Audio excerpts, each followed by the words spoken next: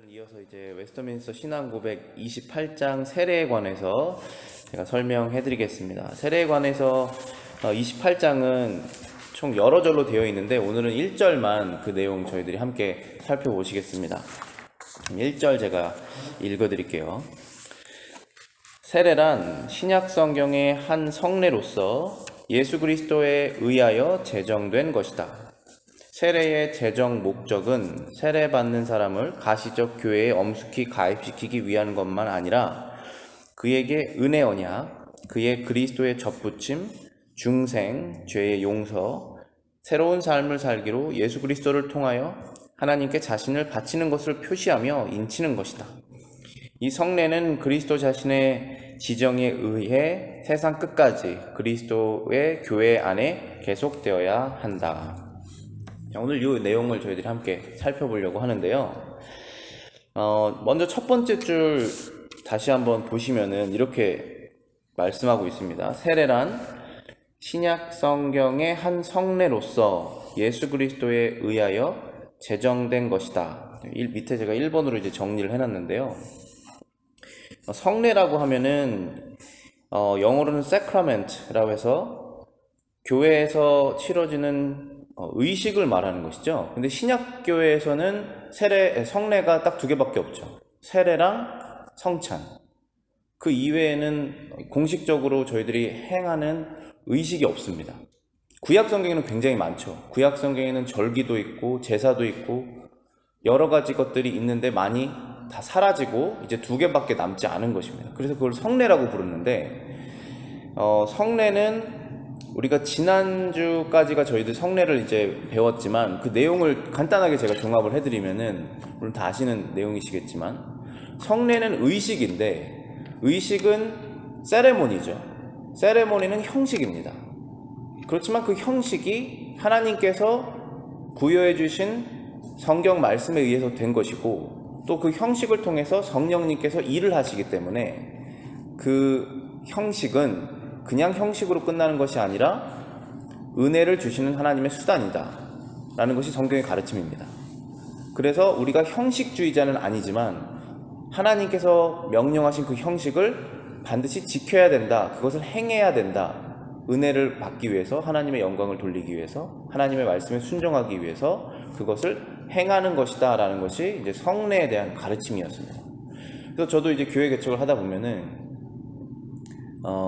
신앙적으로 연약한 분도 많이 있고 성경적으로 지식이 아직 확립되지 않으신 분들이 많이 있으니까 굉장히 많이 그런 대화를 많이 하게 돼요. 우리가 일반적으로 알아서 별로 대화를 많이 안 하는 부분들, 교회 안에서는 그런 부분들을 많이 얘기하는데 세례랑 성찬에 대해서 얘기할 기회가 많이 있어요. 그래서 형식인데 내가 꼭 받아야 되느냐, 아니면 나의 믿음의 상태가 지금 어떠한 상태인데 내가 세례를 받는 것이 맞느냐, 이러한 내용들이 굉장히 많죠. 그래서 이제 성례에 대한 내용을 아는 것이 중요합니다. 이 성례라는 것은 여기 1번에 보시면은 신약 성경의 한 성례로 세례가 있는데 그것은 예수님께서 제정하신 것이다 라고 되어 있습니다. 물론 성경의 모든 것들이 하나님께서 제정하신 것이지만 특별히 신약 성경의 성례인 세례와 성찬은 예수님께서 제정하신 것입니다. 여기 이제 성경을 다 아시는 분들이 계시니까 제가 조금 더 말씀을 드리면은 세례 요한이 세례를 준 세례가 있죠. 그 세례는 여기에서 말하는 신약 성경의 세례가 아니에요. 왜냐하면 세례 요한은 예수님 오시기 전에, 예수님께서 공생의 사역을 시작하시기 전에 사역을 시작했죠. 말라기에서 말하는 선지자가 올 것인데 주님의 오시는 길을 평탄하게 할 자가 올 것이다, 그 선지 사역을 세례 요한이 한 거잖아요. 그래서 세례 요한에 기록되어 있는 것은 신약 성경에 기록되어 있지만 세례 요한이 한 사역은 구약 성경의 사역이다라고 볼 수도 있어요. 왜냐하면 선지자 역할을 하기 때문에.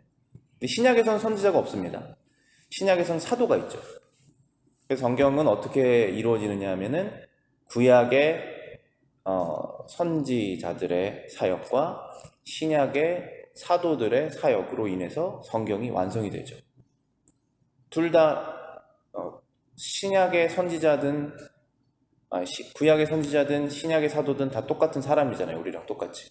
그런데 하나님의 말씀은 사람이 말하는 말이 아니기 때문에 그것을 사람들에게 전하기 위해서 선지자로, 사도로 그 사역을 하게 하신 것입니다.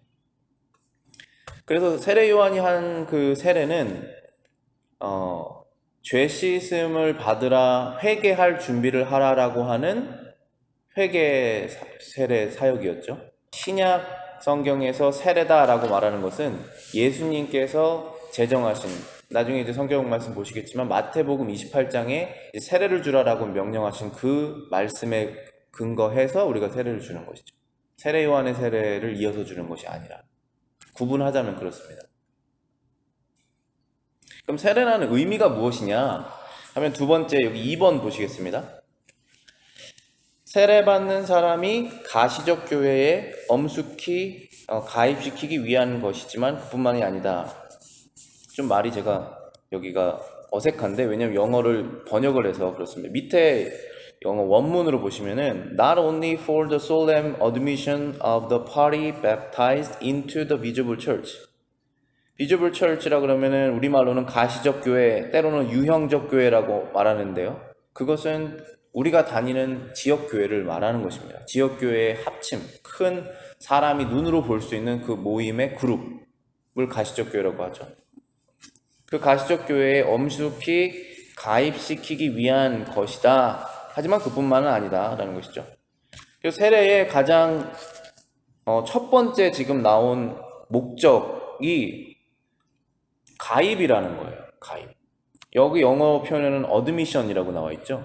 어드미션이라는 것은 우리가 무슨 놀이공원에 갈 때 입장료 끊을 때 어드미션이라고 그러잖아요. 입장권이라는 뜻이죠. 그럼 누가 입장할 수 있느냐? 이 가시적 교회에 문이 다 열려 있습니다. 우리 문 3개 있는데 다 안 잠궈놨죠. 아무나 들어올 수 있어요. 그런데 가시적 교회 가입이라는 건 무엇이냐 하면은 정식 교인으로 인정을 받는 것이죠. 세상 사람들에게는 의미가 없는 일이에요. 가입을 하든 가입을 하지 않든 내가 가고 싶으면 가고 안 가고 싶으면 안 가는 게 교회이기 때문에. 그러나 우리 천국에 들어가는 것을 사모하는 사람들은 천국을 들어가는 일반적인 방법이 교회라는 것을 알기 때문에 이 교회에 속하는 것이 얼마나 중요한 것을 알고 있죠. 그래서 가입하기를 원합니다. 그런데 그 가입을 어떻게 해야 되냐면은 세례를 통해서 가입해야 된다는 거예요. 엄숙한 가입을 위해서 세례가 존재한다라는 것입니다. 그런데 만약에 어떤 사람이 예수님을 믿는 믿음이 생겨서 나도 이제 교인이 되고 싶다, 정식으로 이 교회 교인이 되고 싶다 하고 얘기하신다면 그분은 먼저 세례를 받으셔야 돼요. 세례를 먼저 받으시고 그 다음에 교회에 가입이 됩니다. 그래서 교회에 가입이 되기 위한 어드미션이 베프티즘이다 라고 말하는 것입니다. 예수님께서 그렇게 명령을 하신 거예요. 그 다음에 또 목적이 무엇이냐면은 3번 보시면은 또한 그에게 표시하고 인치는 것이다. 여기서 말하는 그라는 것은 여기 영어로서는 the party baptized, 그 세례를 받는 그 사람, 교회에 엄숙하게 가입되는 그 사람에게 어떠한 표시를 주는 것입니다. 어떤 표시냐면은 표하고 인치는 것, 여기 영어로는 sign and seal 이라고 되어 있죠. 그 사람에게 어떤 표시를 주고 어떤 확증을 주는 것입니다. 여기에서 이제 5가지로 나와 있어요. 첫 번째는 은혜, 언약, the covenant of grace. 그리고 두 번째는 그의 그 세례받는 사람의 그리스도의 접붙임, of his ingrafting into Christ. 세 번째는 중생, regeneration이라고 하죠. 네 번째는 죄의 용서, remission of sins. 5번째는 새로운 삶을 살기로 예수 그리스도를 통하여 하나님께 자신을 바치는 것, His giving up, 포기한다는 거죠. 자신을 드리는 것입니다. His giving up unto God, 하나님께 through Jesus Christ, 예수 그리스도를 통하여 어떤 것입니까? 그것을 더 부연 설명하는 것이죠. To walk in newness of life, 새로운 삶을 walk은 이제 걷는 것이지만 사는 것이죠. 항상 이제 산다는 표현으로 쓰죠. 새로운 삶을 사는 것입니다. 근데 어떻게 살 수 있습니까? 새로운 삶을 예수님을 통해서 살 수 있죠. 그것을 누구를 위해서 합니까? 하나님을 위해서 하죠. 어떻게 합니까? 자신을 포기하면서 하는 것이죠. 그러한 모든 것들이 세례를 받는 사람에게 이제 해당이 되는 그런 마음가짐과 실제적인 내용인데, 그것을 더 공식적으로 하기 위해서 사인과 seal, 표시와 인치는 것이 바로 세례의 목적이다라는 것입니다.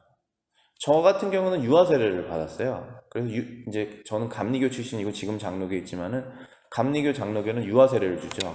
이제 침례교는 주지 않지만 유아 세례를 준 사람은 다시 세례를 받지 않습니다. 나중에 이제 이 세례에 관해서 마지막 절에 가면은 모든 세례는 한 번 세례다 이렇게 성경에서 가르치는 면이 있거든요. 거기도 이제 저희가 다룰 것인데, 제세를 받지 않습니다. 제세례를. 그 유아가 세례를 받는 시점까지 온 것은 하나님께서 계속 그 사람의 영을 일하셔서 하신 것이니까 그때 받은 그 세례의 효력이 있었다 하고 우리가 인정하고 다시 넘어가는 것이지, 세례를 그때 신앙 고백을 다시 한다고 해서 받지 않습니다. 그 제세례파는 다시 줘야 된다고 해야 했지만은 그것이 성경적이라고 보지 않고 있죠. 대부분의 이제 기성교단에서는.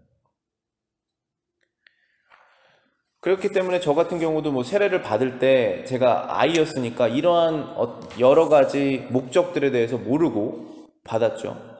그러나 이제 신앙이 성숙하면서 예수님 안에서의 나의 믿음이 무엇이고 내가 예수님을 믿는다고 고백하는 그 의미가 무엇인지 다른 사람이 세례를 받으면서 다시 저도 알게 되죠.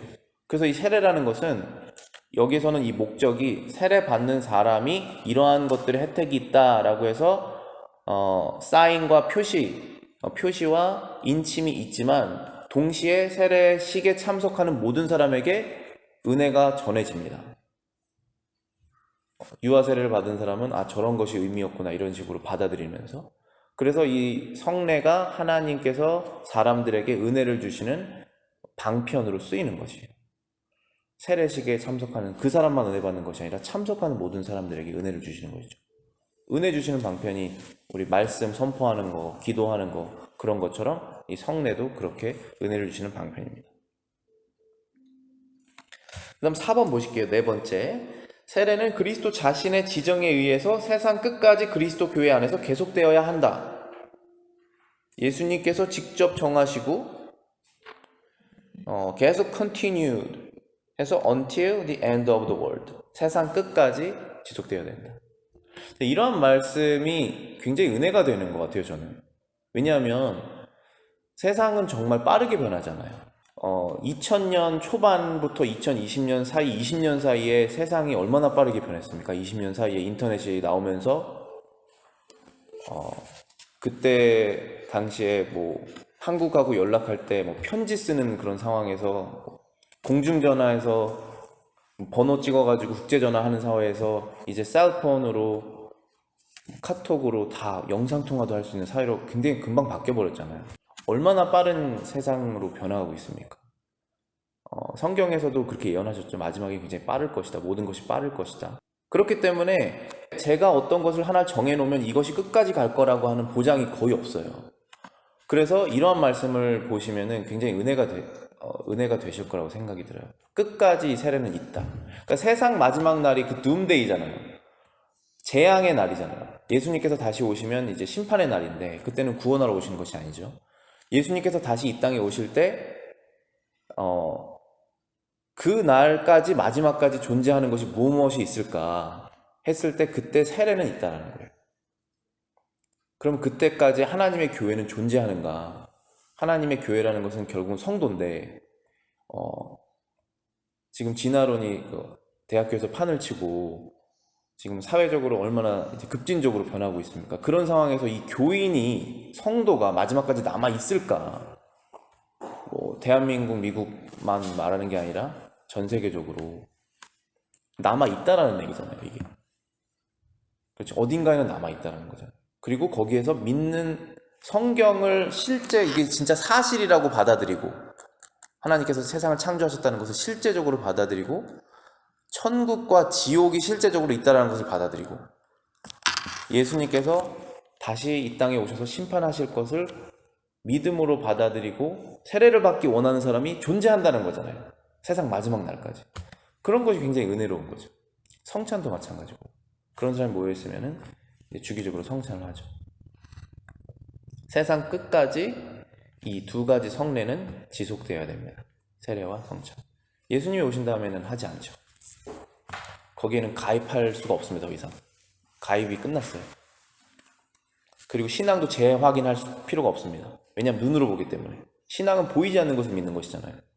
근데 다 이미 이 땅에 왔기 때문에, 이 땅이라고 말하기 그렇지만 새하늘과 새 땅이 왔기 때문에 우리도 거기에 들어가 있을 것이고, 믿음이라는 것이 필요 없습니다. 그때는. 그래서 믿음을 확인하기 위해서 존재하는 성례 같은 것은 필요가 없죠. 이미 다 들어왔기 때문에. 그 다음에 이제 뒷자옥에 넘어가시면은 제가 관련된 성경 구절을 몇 가지 뽑아봤습니다. 마태복음 28장 19절입니다. 그러므로 너희는 가서 모든 민족을 제자로 삼아 아버지와 아들과 성령의 이름으로 세례를 베풀어라. 모든 민족에게 세례를 베풀어라. 그리고 지금 세례를 베푸는 그것의 이유는 제자를 삼는 것이다. 이렇게 말씀하신 것이죠. 예수님께서 하신 말씀이에요. 그리고 마태복음 제일 마지막 장, 거의 제일 마지막 절에 있는 예수님께서 이제 제자들에게 마지막 이 말씀을 이제 하시고 하늘로 승천하시는 그 말씀입니다. 예수님께서 하시는 그 공생의 사역의 그 시작이 이제 이루어졌는데, 그것이 예수님 다시 오실 때까지 계속 이루어져야 되니까 그 명령을 하고 가시는 것이죠. 영어로는 Great Commission이라고 되어 있잖아요. 여기 Great Commission이잖아요. 그런 일들이 교회에서 일어나고 있는 것입니다. 전 세계적으로. 예수님께서 제정하신 것이다. 그 다음부터 이제 나와 있는 네 가지 구절은 이제 세례받는 사람이 어떠한 혜택을 얻는 것인지에 대한 내용들이 이제 나와 있는 것이죠. 고린도전서 12장 13절부터 14절입니다. 우리가 유대인이나 헬라인이나 종이나 자유인이나 다 한 성령으로 세례를 받아 이 한 몸이 되었고 또 다 한 성령을 마시게 하였느니라. 몸은 한 지체뿐 아니요 여럿이다. 그리스도 안에 한 지체라는 것이죠. 우리가 이제 그 교인을 얘기했을 때 영어로는 멤버라고 얘기를 많이 하거든요. 그래서 이제 정식 교인이 되는 그런 예배를 멤버십 리시빙 세레모니 아니면 월십 이런 표현을 많이 써요. 그래서 여기서도 이 멤버라는 말이 나와 있는데 14절에 보시면은 몸은 한 지체뿐 아니요 여럿이다. In fact, body is not one member but many. 우리 몸은 하나인데 여러 가지 우리 몸에 필요 요소들이 있잖아요. 눈이나 손이나 발 같은 그런 여러 가지 요소들이 있습니다. 그것이 이제 각 성도라는 것이죠. 작게 보면, 크게 보면은 각 이제 지역 교회가 되는 것이고, 그리고 이 몸은 결국은 예수님의 이제 몸이 되는 것이죠. 한 성령으로 세례를 받아서 한 몸이 되었고, 모든 이제 유대인이나 헬라인이나 인종을 말하는 것이죠. 문화나 종이나 자유인이나 어떤 사회적인 계급에나 상관없이 결국은 한 성령으로 세례를 받아서 예수님의 몸된 교회에 들어왔다는 것입니다. 그래서 예수님 몸에 우리가 접붙임을 당하게 된 것이죠. 그래서 여러 가지 교단이 있지만 진정으로 예수님을 고백하는 그런 신앙이 있으신 분들, 그리고 성경적으로 교회를 운영하는 그런 교회에서 정식 멤버 되신 분들은 우리가 다 하나님 나라의 백성으로 서로를 인정하는 것이죠. 물론 다 차이점이 있어서 한 곳에 모여서 같이 한 교회로 만들 수는 없는, 그건 불가능한 것이지만 서로 다 인정을 하는 것은 맞죠. 주님의 몸된 형제 자매로서. 그 다음 로마서 6장 4절입니다. 그러므로 우리가 그의 죽으심과 합하여 세례를 받음으로 그와 함께 장사되었나니 이는 아버지의 영광으로 말미암아 그리스도를 죽은 자 가운데서 살리심과 같이 우리로 또한 새 생명 가운데서 행하게 하려 함이라. 자, 또 두 번째 세례의 목적과 의미는 우리가 주님과 함께 장사되었다는 것을 기억하는 것이고, 주님과 함께 살리심을 받았다는 것을 기억하는 것이고, 그러므로 인해서 새로운 생명 가운데 새로운 사람으로서인 것으로 자신을 받아들이면서 사는 것이 세례의 목적이라는 것입니다. 자, 그래서 우리가 이제 나중에도 나오겠지만은 세례를 우리가 행할 때 머리에다가 물로 세례를 이제 뿌리죠. 장로교에서는 이제 침례를 하지 않습니다. 침례를 받으신 분도 세례로 인정을 해요. 세례를 받으셨기 때문에 그것은. 그런데 우리는 이제 침례교랑은 좀 다르게 침례교에서는 머리에 물 세례를 받았으면 다시 침례를 받으라고 권고를 많이 하는 편이거든요. 근데 그렇게 하지 않는 이유가 무엇이냐면은 거기에서 이제 제일 강조하는 것은 무엇이냐면은 물에 완전히 들어갔다가 나오면은 죽었다는 것을 의미했다는 거예요. 죽었다는 것을. 그런데 세례가 말하는 것은 죽었다는 것만 의미하는 것이 아니에요. 죄 씻음도 의미하고, 죽은 것도 의미하고, 다시 산 것도 의미하고, 새로운 사람이 되는 것도 의미하고, 굉장히 많은 것들을 의미합니다. 한 가지 사실만 말하지 않아요. 그래서 여기에서 보시면은 세례를 받음으로 인해서 우리가 그와 죽으심에 합했고, 죽은 것이 되었고, 그리고 아버지의 영광으로 말미암아 죽은 자를, 그리스도를 죽은 자에서 살리심과 같이 우리도 죽었다가 다시 살아난 사람으로서 행하게 하는 것이다. 그래서 이 세례의 목적은 내가 그리스도와 함께 죽었다는 것과 그리스도와 함께 살았다는 의미를 다 포함하고 있습니다. 이것은 모든 것에 적용이 되는데, 예를 들면 성경에서 도둑질하지 말아라라고 하는 그 10계명에 계명이 있잖아요. 그럼 그 계명의 뜻이 무엇이냐면은 도둑질하지 말아라라고 하는 것에서 끝난다면 그것이 잘 해석이 안 된 거예요. 그 뜻은 무엇이냐면은 이제 에베소에서 나오죠. 옛사람을 버리고 새사람을 입어라라고 하는 그런 뜻이 결국은 10계명이란 말이에요. 그 뜻은 도둑질을 하지 말고, 옛날에 도둑질 했던 사람이 있으면 도둑질을 하지 말고 열심히 일해서 남을 위해서 살아라. 이 계명을 풀어서 설명해 주시거든요. 이 에베소서에서. 그래서 새로운 삶으로 된다는 것은 옛 죄가 죽고 새로운 삶으로서 사는 거예요. 그게 세례의 의미입니다.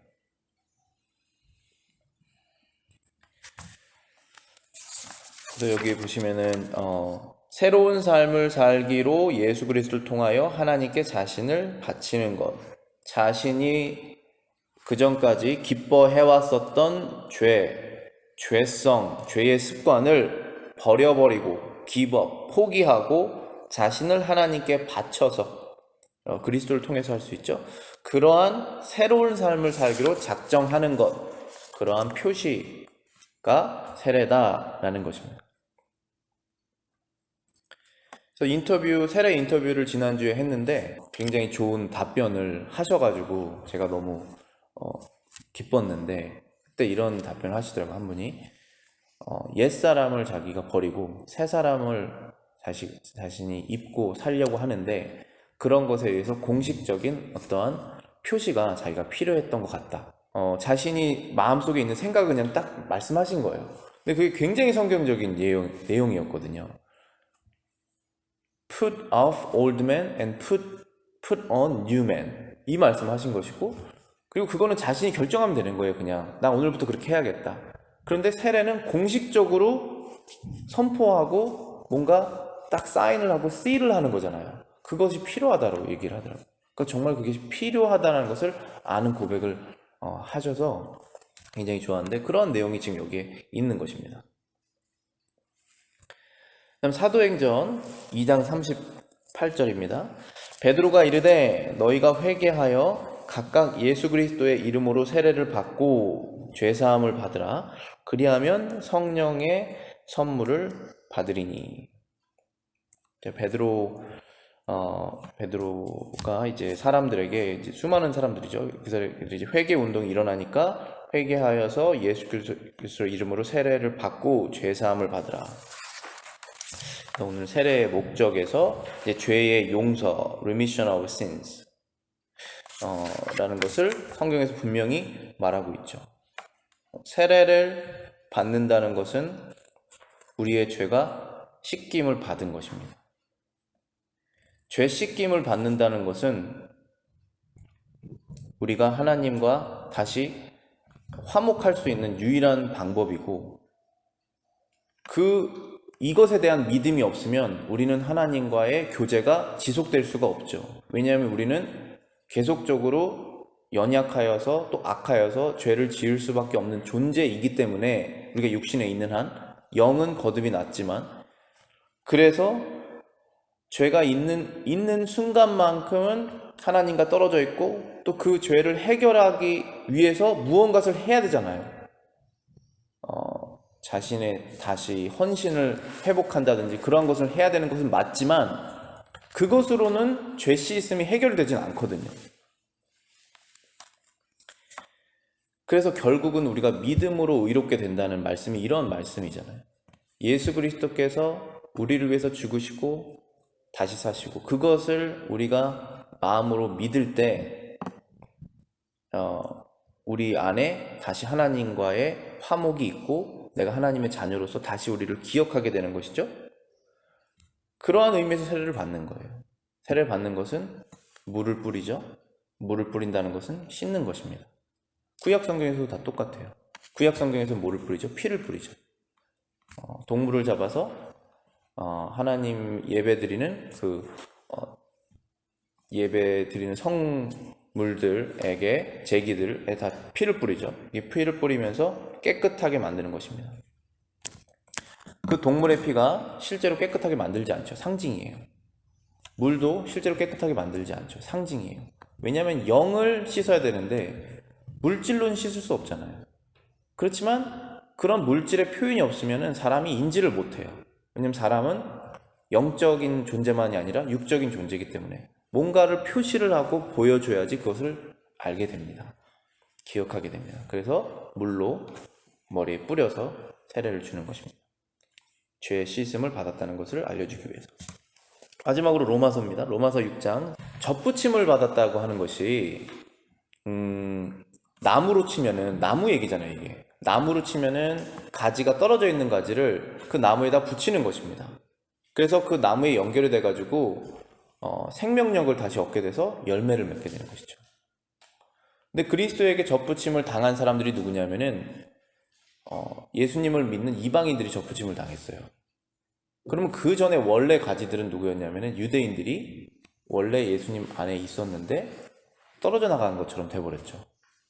그래서 우리가 예수님 안에 있는 우리가 세례를 받는다는 것은 하나의 이 지역교회에 들어오게 되는 것인데, 그것은 결국에 예수님의 몸에 접붙임을 당한다는 거예요. 그래서 그 사람은 예수님께 접붙임을 당했기 때문에 생명력을 얻게 되는 것입니다. 영적인 생명력. 그 전까지는 생명력이 없어요.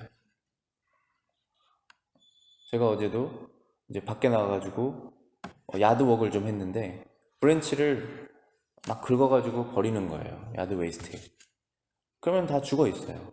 열매를 맺을 가능성이 제로예요. 근데 그 가지가 저기 살아있는 나무에 접붙임을 당하면은 그때부터 싹이 나고 열매를 맺게 됩니다. 거기에서부터 혜택을 받는 것이잖아요. 우리가 그런 존재였다는 것이에요. 영적으로 아무런 힘이 없고 아무런 열매를 맺을 수 없고, 내가 이렇게 해야겠다고 결심을 해도 아무런 변화가 일어나지 않습니다. 그런데 우리가 접붙임을 당하는 순간 그리스도 안에서 생명력을 얻기 때문에 영적인 열매들을 맺기 시작하는 거예요. 그래서 내가 접붙임을 지금 현재 당하고 있구나라는 것을 우리가 열매를 통해서 알 수가 있는 것이죠. 근데 세례가 바로 그것을 알려준다는 거예요. 의미로. 우리 기도하고